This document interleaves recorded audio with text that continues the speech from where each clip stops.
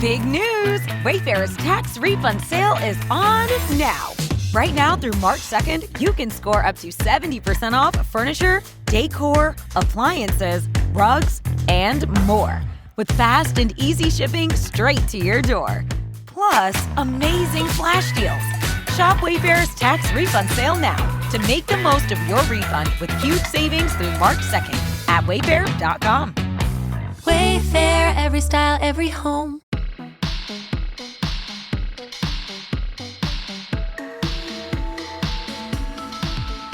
Three, 2, 1. Happy New Year! Wait, do you have New Year's plans? Ketamine. No. literally same. No, but literally same. No, I have a bean subscription. This is maybe getting too personal, but I have a subscription where they send me dried beans in the mail, and I'm very proud of it. And they sent me Lucky black-eyed peas. Oh, yeah. And I ate them last year, and it was a really good year this year. So I'm like, I gotta make those beans on New Year's Day. That's what my mom does every year. It's like a Southern thing. Yeah. Mm-hmm. It's like a Southern thing to do like black-eyed peas with like turkey or ham hock. So she'll probably do that too. But no, literally ketamine and then that is the plan. Drugs and beans. That's what being in your 30s is for me. That's pretty much it. No, I'm like, and I need my fiber the next day to feel okay. Like I simply do. No, I really want to I have this like cute idea for a party where everyone has to bring their own bed. And then it's like just a big sleepover at my house. That's so I think that sounds really cute. But we'll see if that's people really go fun. for it. Wait, that sounds so fucking fun. I can't believe it's been another year. Every year I'm like, damn, again? Like, that's crazy. But I do like the practice of kind of looking back on the year, because usually I've done like so much more than I realize. I'm like, oh, I haven't done anything, and I'm like, oh no, bitch, I've done a lot. We've done a lot this year. Yeah. Oh, I love that way of looking at the year. Or like, I love any way that allows you to just have a introspective moment about it. Yeah. Should we, dare I say, have an introspective moment right now on the podcast? Live?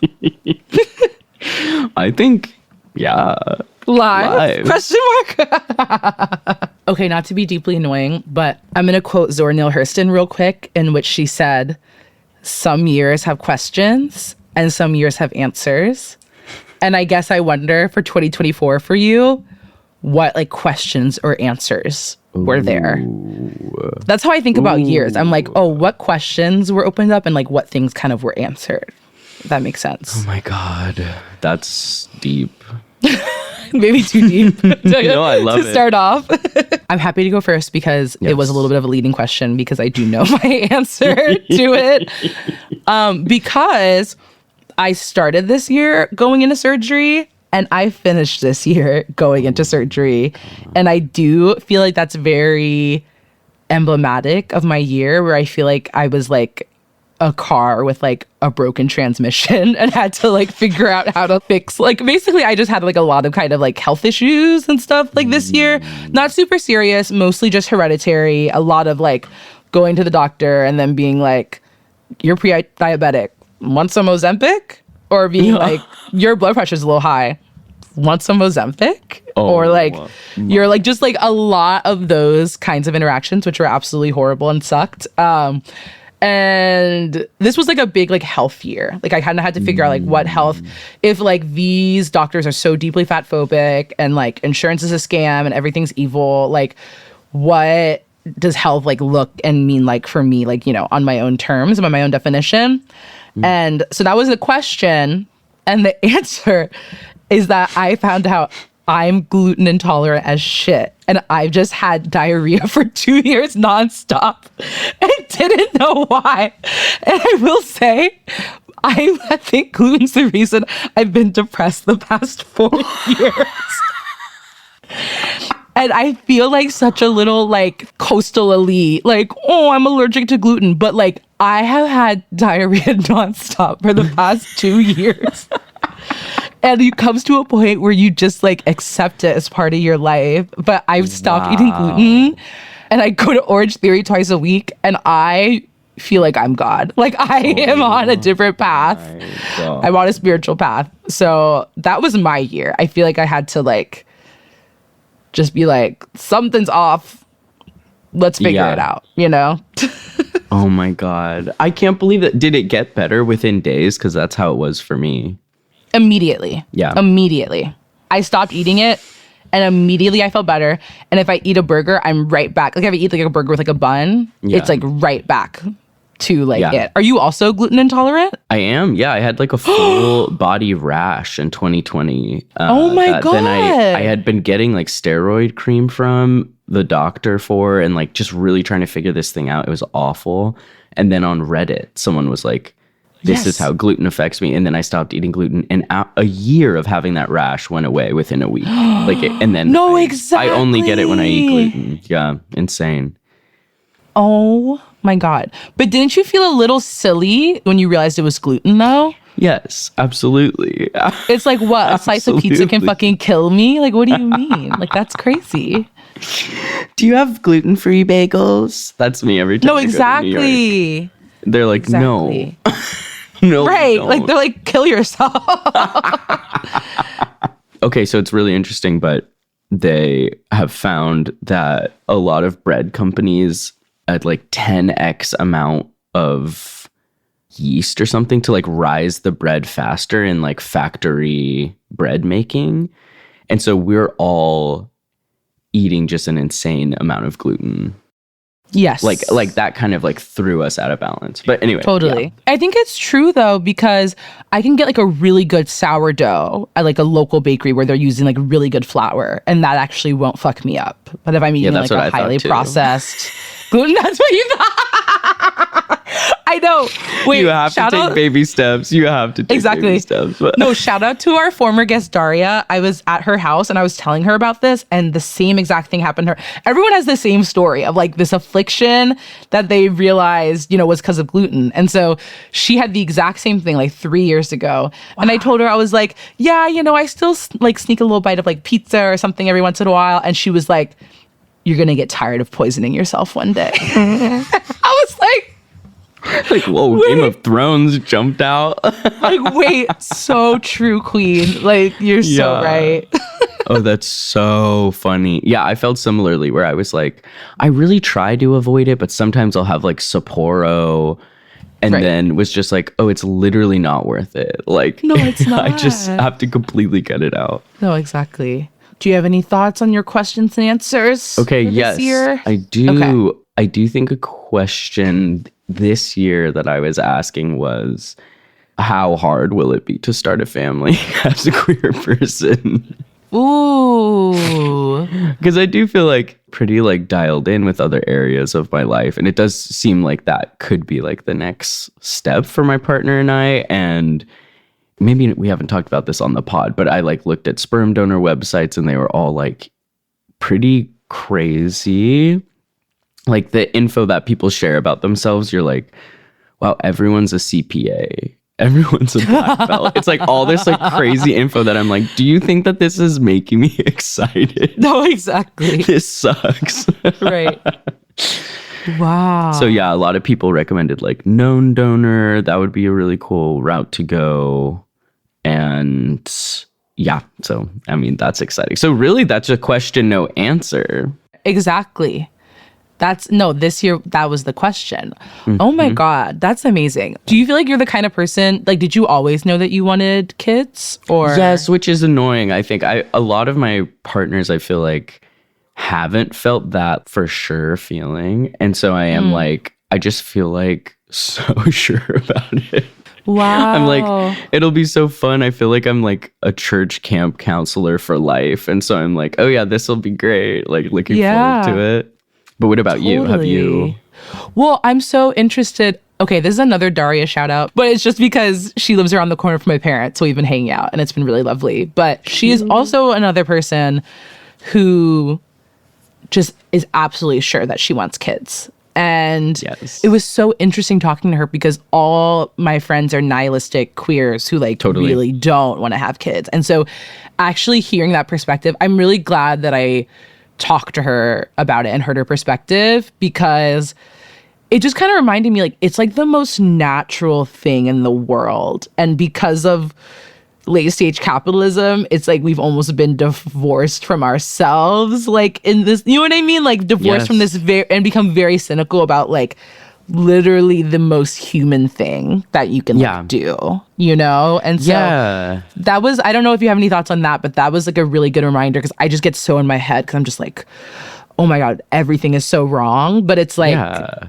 this is such a human want and thing to do, you know? So totally. Yeah. I feel like every generation, I'm sure, has had people that are like, how can we bring a kid into this world? Like imagining like early like nuclear war. Like I would just imagine that it was like, it has always felt this crazy, and yet humans have continued.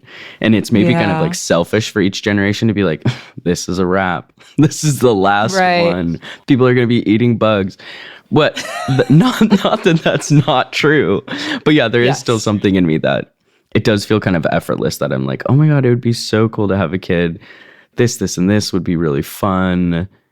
So I think that's hopefully beautiful. I'm there to balance other people who are feeling like a little bit more like realistic of being like, what do you mean? Like, yeah. No, I love the two perspectives though. Like it doesn't mean I'm going to have a kid, but I think it's also like, it is just like a reminder. It's like kind of grounding in a way. It's like, oh yes, because there's also kind of this thing where it's like queer people also like should be the ones having kids. I feel like and not kind of like crazy Republicans with like 7 kids. Like I'm what's going on? Yeah, totally. No, exactly. And it's like, by not having kids, are we like, I don't know. I think I'm having a lot of complicated thoughts about it, but there is something beautiful, but also like creating the kind of parenting for the kind of world you want. Totally. Like, you know, and so, I'm still so on the fence, but I love talking to other people about it. Yeah. Yeah, totally. People have asked me if like my ideal would be to raise a kid non-binary. And I'm like, I don't actually think so. Interesting. I kind of feel like no. Yeah. I've thought about this a lot too. Why do you think no? What are your thoughts? Okay, so I do feel like it's kind of a lot to explain. And the issue that I had with growing up wasn't that someone was like, you're a girl. It's just that nobody left room in the conversation open for me to say, maybe I'm not.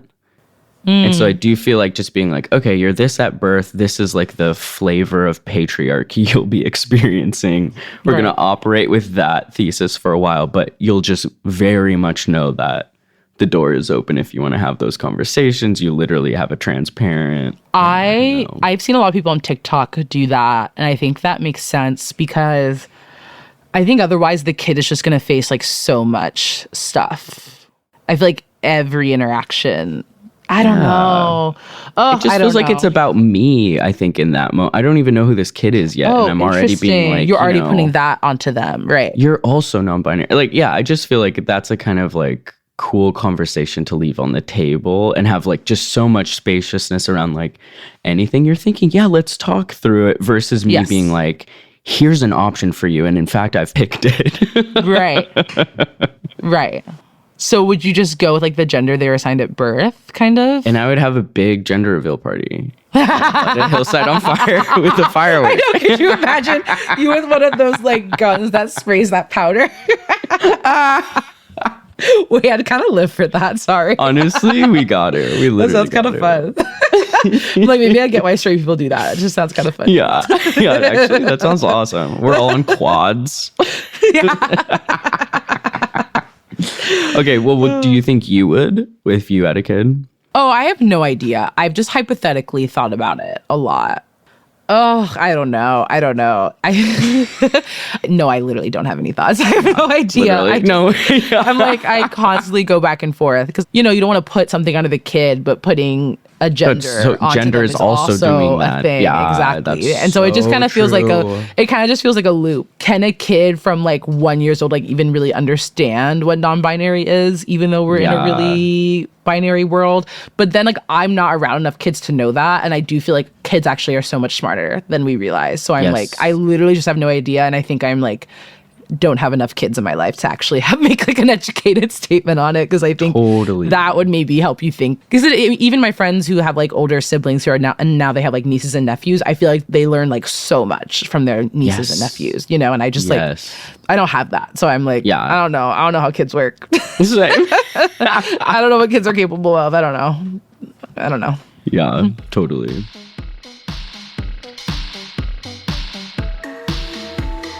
Well, thank you everyone for listening to our little check-in. We wanted to celebrate the new year. But a new full episode of Gender Spiral will be out next week. So until then. Thanks for listening. Thanks for another year, girls. Yes. Love you guys. Thanks, sweeties. Thanks, honeys. Hey, sweetie. Thank you.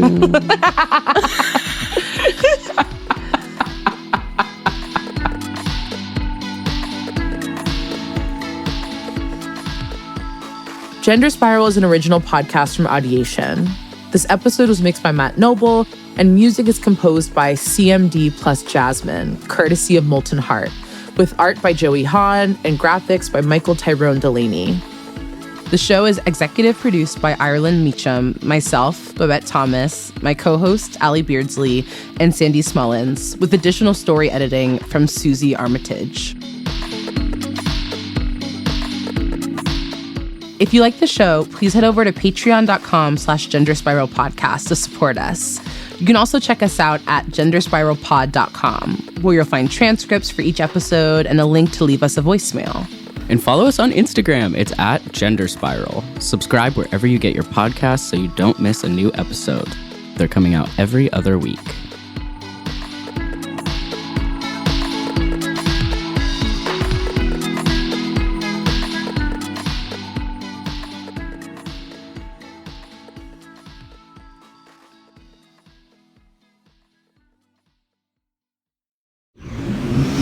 Audiation.